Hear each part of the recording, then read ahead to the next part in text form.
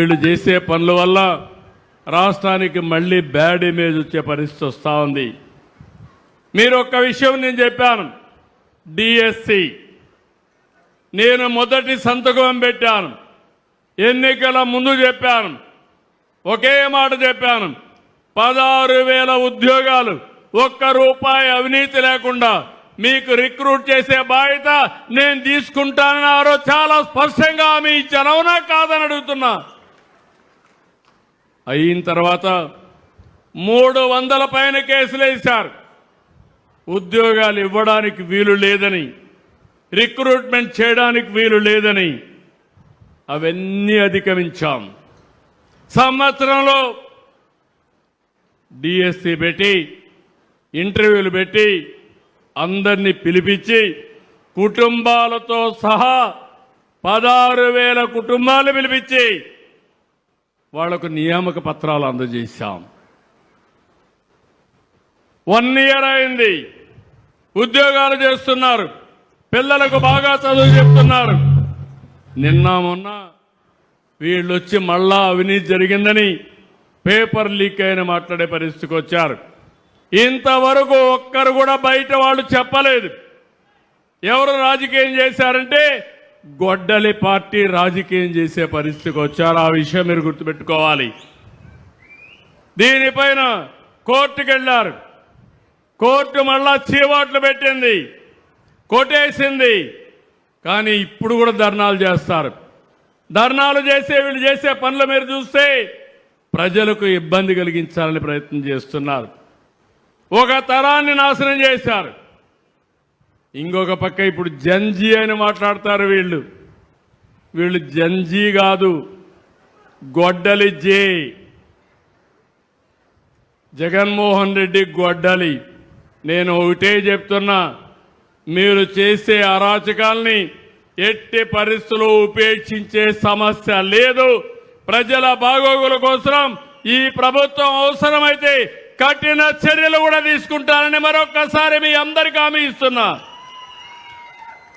ఇది ఒక్కటే కాదు, గంజాయి బ్యాచ్, బ్లేడ్ బ్యాచ్, నేరాలు ఘోరాలు చేసే వ్యక్తులందరినీ ప్రోత్సహిస్తారు.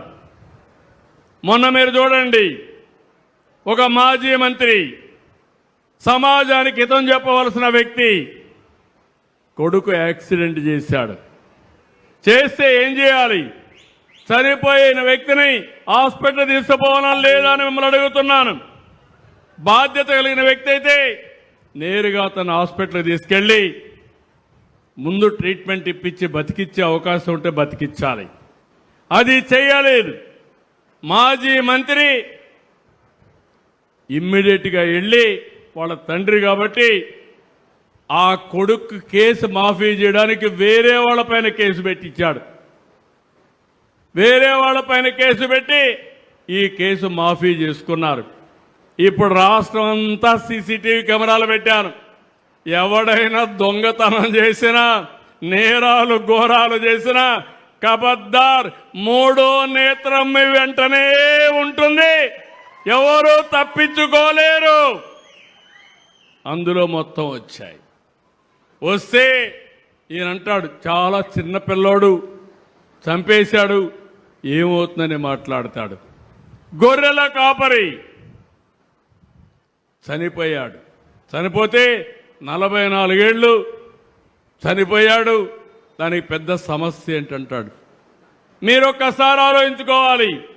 మానవత్వం ఉండాలి, మనుషుల్లో ఆలోచన విధానం ఉండాలి. మొన్న దానిపైన చూడడానికి పోయి రోడ్డంతా స్తంభింపజేస్తూ వెళ్ళారు. విశాఖపట్నం నుంచి 1 గంట జర్నీ, 7 గంటలు వెళ్ళారు. అక్కడ ఒక పోలీస్ ఆఫీసర్, ఒక మహిళ, ప్రజలను కాపాడవలసిన మహిళ, కాకి బట్టలు వేసుకున్న మహిళ. గవర్నమెంట్ వీరికైతే ఒక వెపన్ కూడా ఇస్తారు. వాళ్ళ ఆత్మరక్షణకే కాకుండా ప్రజల్ని కాపాడడానికి అలాంటి మహిళ పట్ల అసభ్యంగా ప్రవర్తిస్తారు. మనుషులు మామూలుగానే మహిళని ఎవరన్నా టచ్ చేస్తే మనం అందరం కూడా చాలా కోపపడతాం. అవునా కాదా అని అడుగుతున్నా. వెకిలి చేష్టలు చేస్తారు, ఇష్టానుసారంగా చేస్తారు. కడాన ఆవిడ్ని మాఫ్ చేసేసి ఇష్టానుసారంగా అసభ్యంగా ప్రవర్తిస్తే కనీసం కండెం చేసే పరిస్థితి లేకుండా పోయింది.